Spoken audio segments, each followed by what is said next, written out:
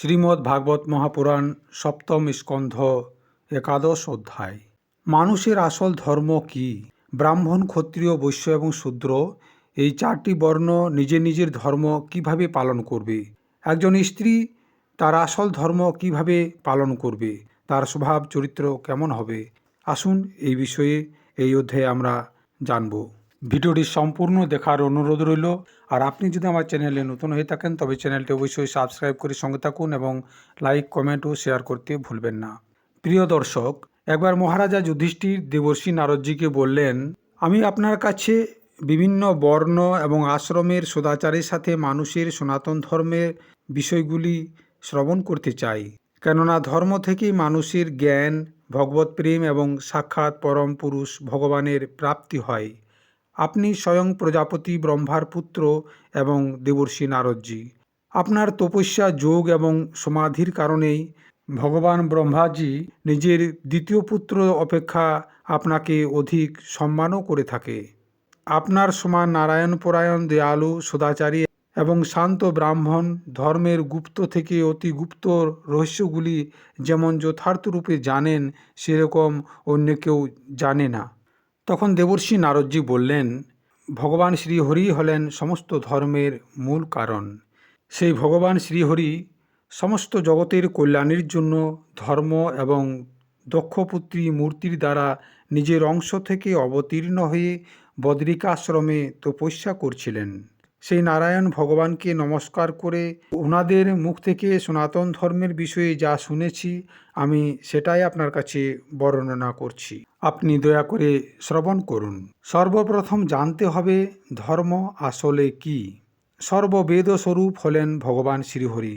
ভগবান শ্রীহরির তত্ত্বগুলি যাহারা জানেন, সেই মহর্ষিগণেদের স্মৃতিগুলি এবং যাহার দ্বারা কখনো আত্মগ্লানি না হয়ে আত্মপ্রসাদের উপলব্ধি হয়ে যায়, সেই কর্মই হলো ধর্মের মূল। শাস্ত্র মতে ধর্মের 30টি লক্ষণ রয়েছে।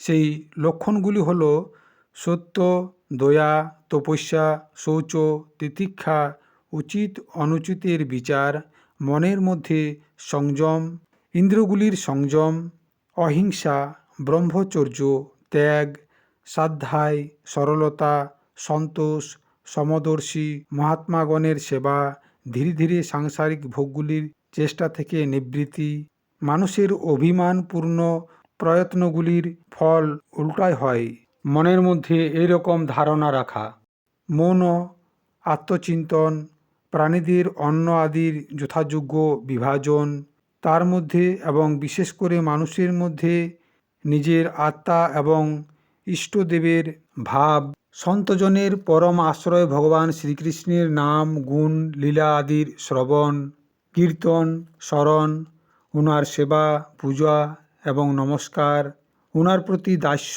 সাক্ষ্য এবং আত্মসমর্পণ, এই 30 প্রকারের আচরণ সমস্ত মানুষের পরম ধর্ম। এর পালনের দ্বারাই সর্বাত্মা ভগবান প্রসন্ন হয়ে থাকেন। যাহার বংশের মধ্যে অখণ্ড রূপের দ্বারা সংস্কার হয়ে যায় এবং যাহাদেরকে ভগবান ব্রহ্মাজি সংস্কারের যোগ্য মনে করে, তাদেরকে দ্বিজ বলা হয়।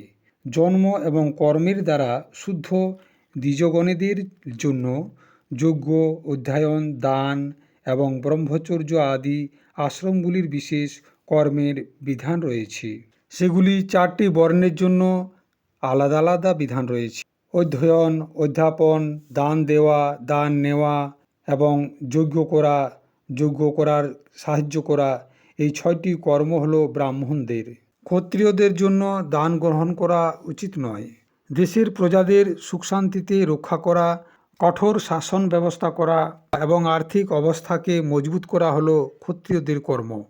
বৈশ্য বর্ণদের সবসময় ব্রাহ্মণ বংশদের অনুযায়ী থেকে গো রক্ষা করা, কৃষি এবং ব্যবসার দ্বারা নিজের জীবিকা নির্বাহ করা উচিত। শূদ্রদের ধর্ম হল দ্বিজাতীয়গণের সেবা করা, তাদের জীবিকা নির্বাহ তাহার স্বামী করে থাকে। ব্রাহ্মণদের জীবন নির্বাহের সাধন 4 প্রকারের রয়েছে: বার্তা, শালীন, যাযাবর এবং শিলঞ্ছন। বার্তার অর্থ হল যজ্ঞ আদি অনুষ্ঠান করার পর দক্ষিণা গ্রহণ করা।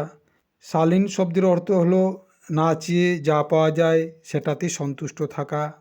যাযাবর হলো নিত্য প্রতিদিন ধন্যাদি চেয়ে নেওয়া।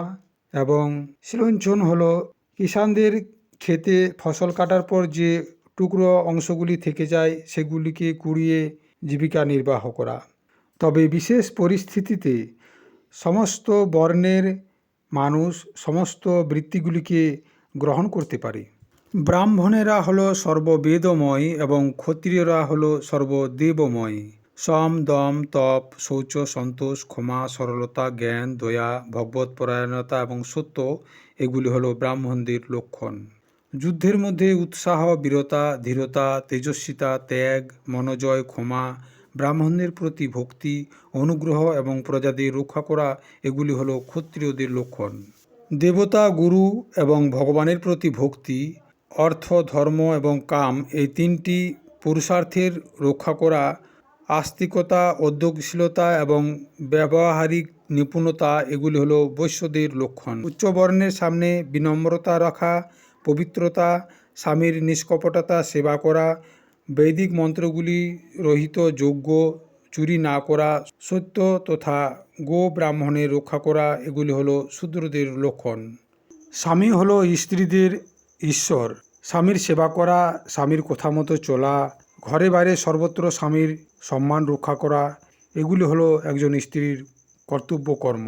বাড়ির আশপাশকে পরিষ্কার রাখা, ঘরের জিনিসপত্রগুলিকে পরিষ্কার পরিচ্ছন্ন রাখা, সুন্দর বস্ত্র পরিধান করে নিজের শরীরকে সাজিয়ে রাখা, স্বামীর ছোট বড় ইচ্ছাগুলিকে অনুভব করে সেগুলিকে পূর্ণ করা, বিনয়তা, ইন্দ্রিয়গুলিকে সংযম করে রাখা, সত্য এবং প্রিয় বচন দ্বারা প্রেমপূর্বক স্বামীর সেবা করাই হলো একজন সাধ্বী স্ত্রীর কর্তব্য কর্ম। যা কিছু পাওয়া যাবে তাতেই সন্তুষ্ট থাকতে হবে। কোনো বস্তুর উপর লোভ করা চলবে না। সমস্ত কার্যগুলিকে চতুরতার সাথে এবং ধর্মজ্ঞর সাথে করতে হবে। সত্য এবং প্রিয় কথা বলতে হবে। নিজের কর্তব্যের মধ্যে সাবধান থাকতে হবে। পবিত্রতা এবং প্রেমের দ্বারা পরিপূর্ণ থেকে স্বামীর সাথে সহবাস করতে হবে। এরকম আচরণকারী স্ত্রীদেরকে লক্ষ্মীর মতো পতিপরায়ণ স্ত্রী বলা হয়। পতিদেব সহিত ইহাদের বৈকুণ্ঠ লোক প্রাপ্ত হয়। বেদদর্শী মুনিঋষিগণ যুগে যুগে প্রায় মনুষ্যের স্বভাব অনুসারে ধর্মের বিভিন্ন ব্যবস্থা করেছেন।